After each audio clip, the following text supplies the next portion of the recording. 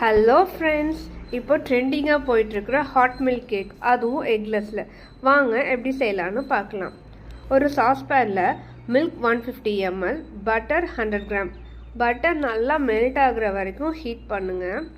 இன்னொரு பவுலில் மைதா 210 gram, baking powder 1½ teaspoon, baking soda 1/2 teaspoon. இதை சலித்து தனியாக எடுத்து வச்சுக்கோங்க. இன்னொரு பவுலில் curd 120 gram, powder sugar 170 gram நல்லா மிக்ஸ் பண்ணி வச்சுக்கோங்க. இப்போது ட்ரை இன்க்ரீடியன்ட்ஸ் 2-3 பேட்ச் போட்டு ஆட் பண்ணிக்கோங்க.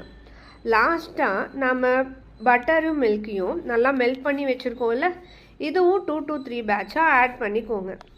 இப்போ இது 7 inch பேக்கிங் ட்ரேயில் மாற்றிக்கலாம்.